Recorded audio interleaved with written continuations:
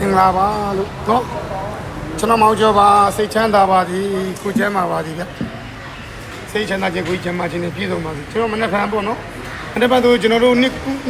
တည်းရဲ့ကျွန်တော်တို့ဘယ်လိုပြောမလဲအကျိုးနည်းအကြံရဲ့အကျိုးနည်းအကြံနည်းအကျိုးနည်းရောက်ပါပြီနော်အကြံအကျိုးနည်းရောက်တဲ့အတွက်ကျွန်တော်တို့ဆိုင်ပါပေါ့ကျွန်တော်တို့မန်နေဂျာတွေကပျော်ပွဲရှင်ပွဲလေးတွေပေါ့နော်ဆိုင်မှာလာတဲ့ customer တွေကိုပျော်ပွဲရှင်ပွဲဖြစ်တဲ့ blind box လေးတွေဖောက်ပေးဖို့ blind box တွေဖောက်ပေးဖို့ကျွန်တော်တို့စီစဉ်နေပါတယ်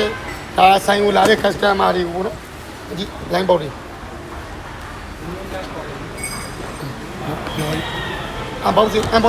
unboxing လုပ်ပြရမယ်ကြည့်ဦးမယ်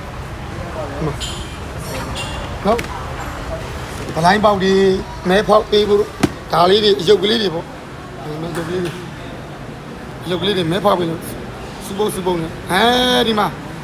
စိတ်ဆိုးနေတဲ့ပုံလေးတွေနဲ့စိတ်ဆိုးနေတဲ့ကောင်မလေးကိုချော့ဖို့ဘလိုင်းပေါက်လေးတွေ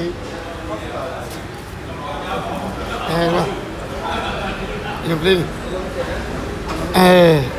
ရုပ်ကလေးတော့သဘောကျငင်းနေပြုံးနေအားရကျွန်တော်တို့မနေ့ကမှာပေါ့နော်ဒီစန်ဒီအကျိုးနေ့မှာ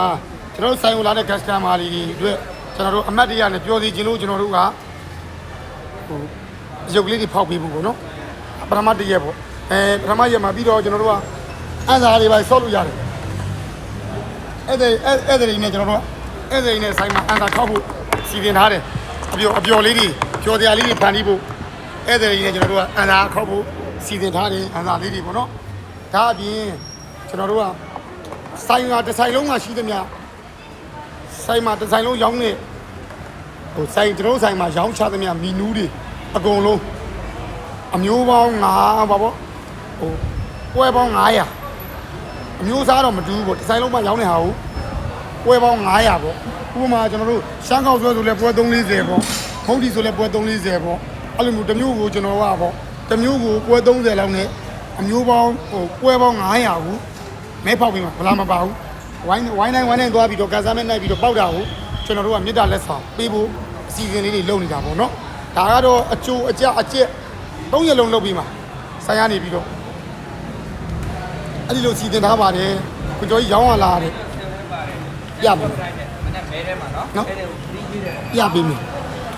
အဲ့လိုပြလိုက်ရင်မကောင်းဖြစ်သွားမယ်ပိုင်ရှင်ကနေပြီးတော့ကျွန်တော်တို့စိတ်တိုင်းကြလို့ဆိုတဲ့သဘောတဘာဝကဆိုင်အတွက်ထိခိုက်နေအောင်မလုပ်ဘူးဆိုလို့